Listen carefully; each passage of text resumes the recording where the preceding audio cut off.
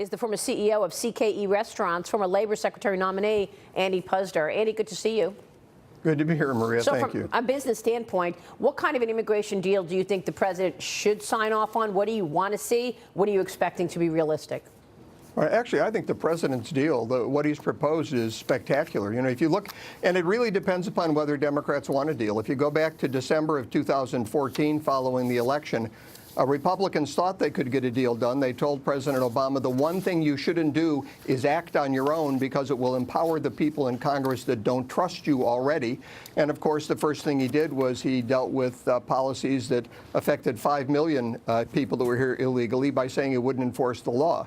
Now we've got the presidency, we've got the bully pulpit. He addressed this in the State of the Union. 1.8 million DACA recipients being offered either visas and a pathway to citizenship, even though there's only 700,000 in the program now, so another 1.1 million people. You get rid of chain migration, no more distant family relationships to get into the country. You get rid of the diversity visas, which affect only 50,000 people, but basically say we're going to let people in from countries that we're not normally letting people in from, which doesn't make any sense.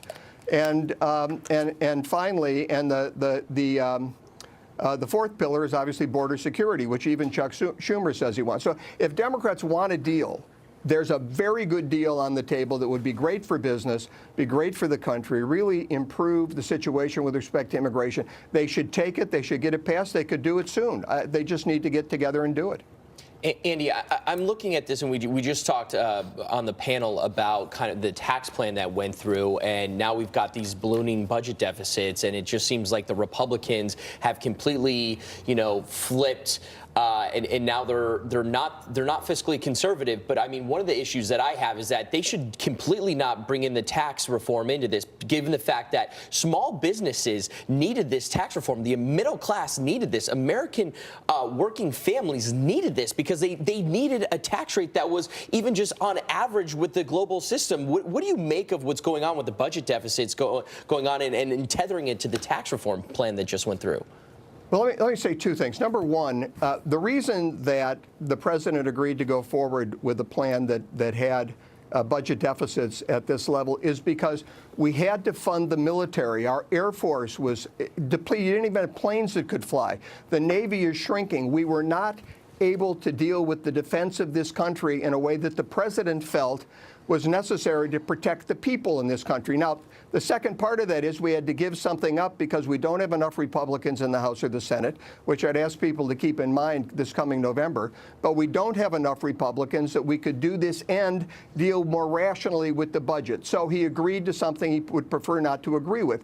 I will tell you, though, this guy's a negotiator. And what are we talking about this morning? We're talking about these big deficits and what a negative impact they could have on the economy and on the American people.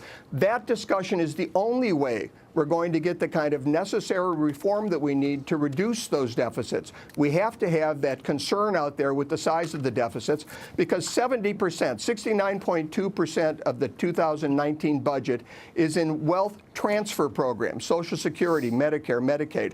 So we need to deal with this rationally, and we may be able to because we're having this discussion. As far as the tax reform bill, look, you've got to look at this National Federation of Independent Businesses survey that came out this morning on business optimism. Historic highs. 2017, the highest average we've ever had. January up 2%. And we want to see GDP growth, and we want to see wage growth. And we're seeing that businesses are saying 2%, 2 percentage points more businesses are saying they will invest in capital expenditures, plant and equipment. 4% say they're going to increase inventories, which is, again, spending on capital expenditures. That raises GDP. And on wages, we haven't seen since 1989 as many businesses, as high a percentage saying that they're going to increase wages, 24%, and 31% say they already have. So we're seeing increased wages, increased GDP, and a discussion on deficits. All of that is positive. We just need to keep it moving in the right direction. Positive unless the markets look at it as inflationary and a reason for the Fed to raise rates more than we thought, right? So, I mean, you said a lot of things there. Number one, you think the markets are going to push lawmakers' hands? And number two, you say wages are going up. How high are they going up? I mean, is it becoming a problem? Well, it's not going to be a problem for a while. Wages stagnated for 8 years during the Obama administration. We have room to move on wages, and that's what we need to reduce income inequality in this country. Secondly, as far as the markets look, the economy is incredibly strong. American businesses are doing spectacularly well. They're the envy of the world. There's not a problem here with the American business or American businesses or the economy. The problem is with interest rates going up, people will transfer money out of the stock market into interest-bearing investments. That was going to happen whenever interest rates went up. Yeah. It has nothing to do with economic strength, and markets may adjust. They are adjusting, and they should adjust. Yeah.